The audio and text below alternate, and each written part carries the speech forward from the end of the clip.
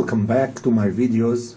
In this video I will demonstrate the troubleshooting of the blood pressure monitor type Microlife BP A100 Plus. What I have noticed in this device, that when I press the button to perform the test, that it does the following.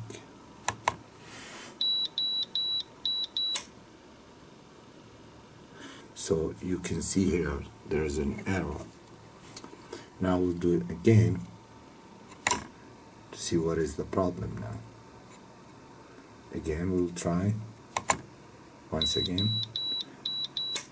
Now if you hear the click here, that is the solenoid valve which controls the air that goes into the handcuff and pulls the air inside here, but unfortunately that does not happen, and it gives you giving you an error message. So I need to investigate what is going on.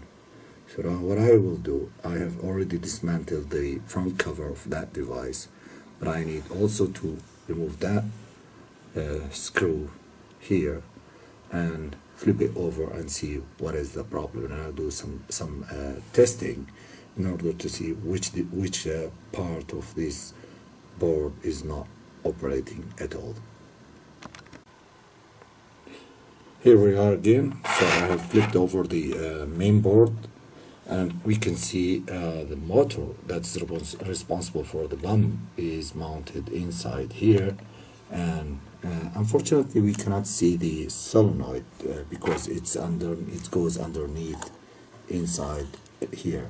So you have to take the motor first and then you can go further.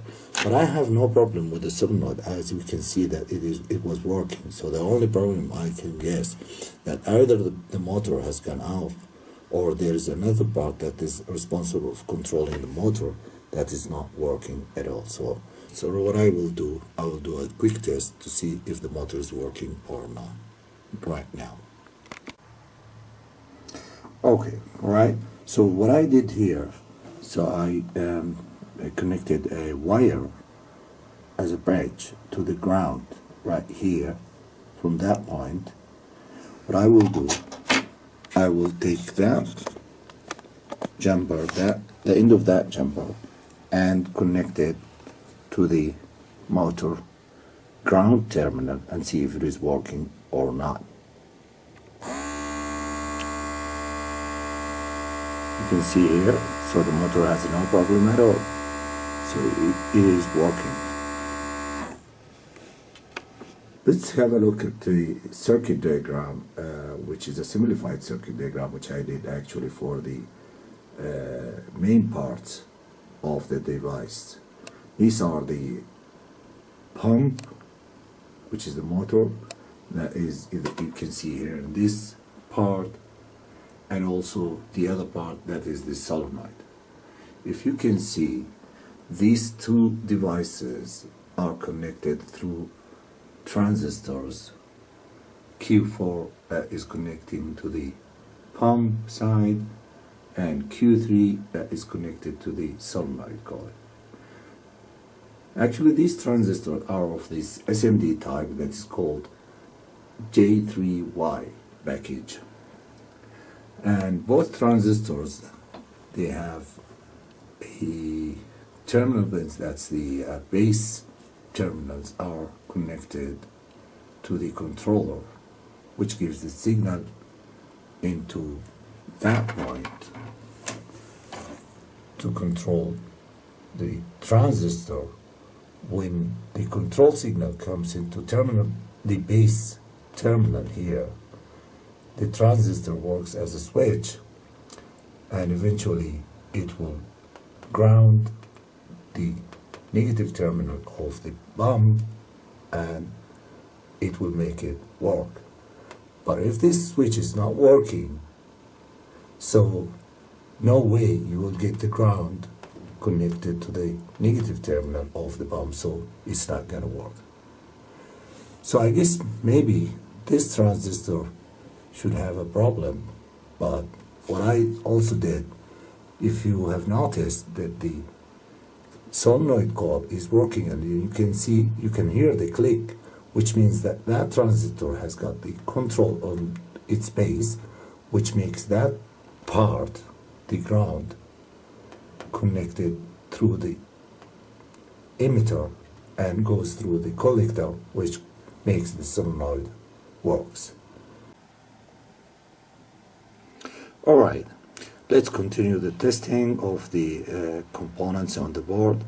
So what I did, I have identified the transistor that is responsible of controlling the pump, which is Q4, that is shown over here.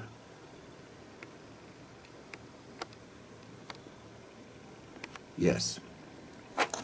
So for the time being, please ignore that orange wire, which I have added myself because one of the tracks has been destroyed. While I was checking, I found one of the tracks has been destroyed as well. So what I did an external jumper connection. So please ignore that for the time being, and let's focus on the transistor and to do the test and make sure that if it is working or not. So what I will do, I have a digital voltmeter here.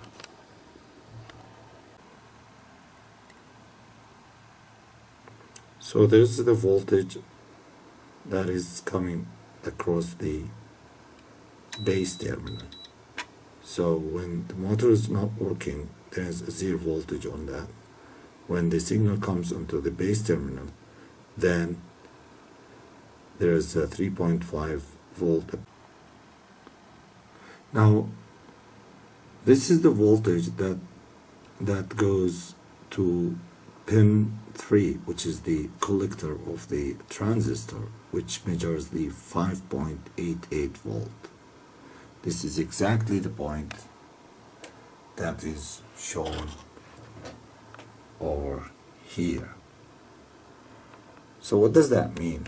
That means that the transistor, when it has a 3.5 volt over here, and if that transistor is not working, this means that the switch is off, so there is no ground going over that point. So that means the 6 volt or the 5.88 volt goes into that point and goes inside the motor and appears on that point as well. But eventually what should happen, that if this transistor is working properly, then that ground goes into terminal 3 and you should measure 0 voltage over here.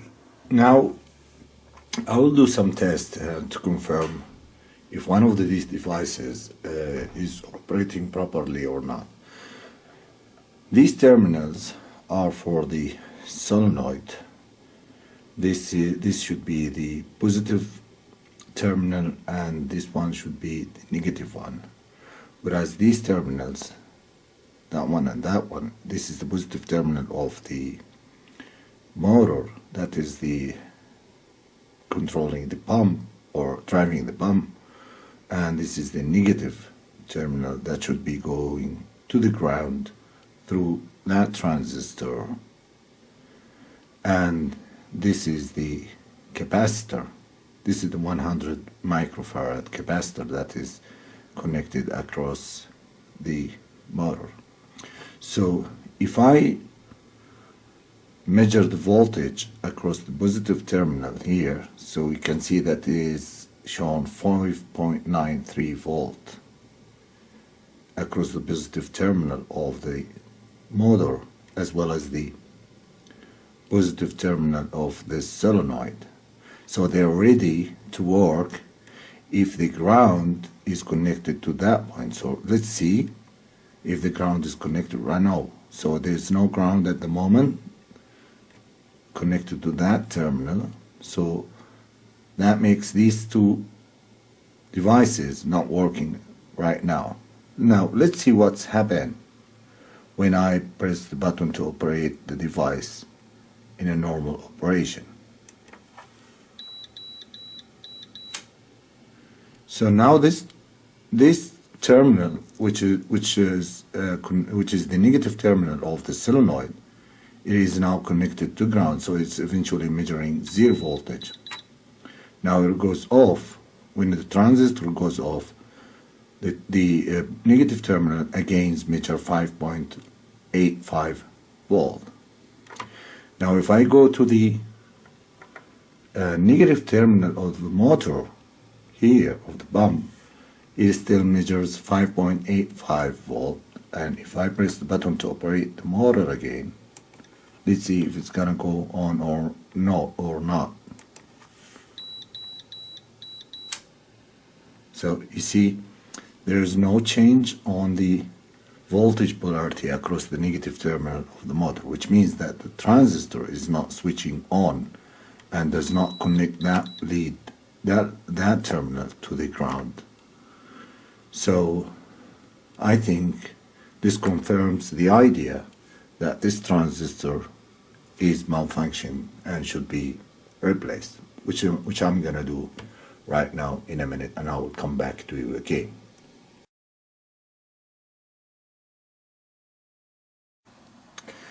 Okay, now I have replaced the malfunction transistor with a new transistor, and I'm gonna repeat the same test again. So, and watch the voltage on the negative terminal of the motor when I press the button again, and let's see how does it operate. So I'll put that lead on the negative terminal of the motor, and it still measure 5.9. So let's see what's gonna go on when I press that button.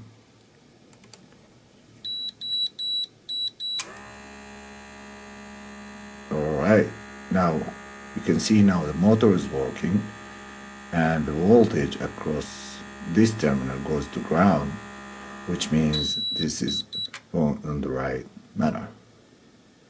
That's it. It's time now to assemble the device again and put it back in its normal shape, and I will come back to you and see if it is working and measuring the blood pressure as normal. So basically you need to put the things back again. There are 3 screws that goes over here.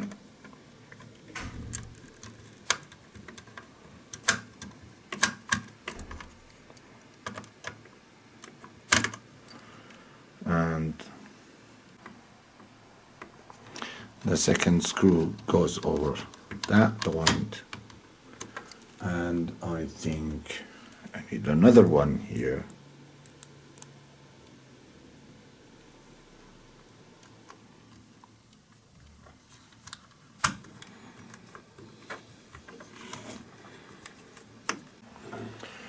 Okay, now it's time to do a real test on the device. So I've connected the handcuff over here, and I'm gonna press the button and see how does it operate.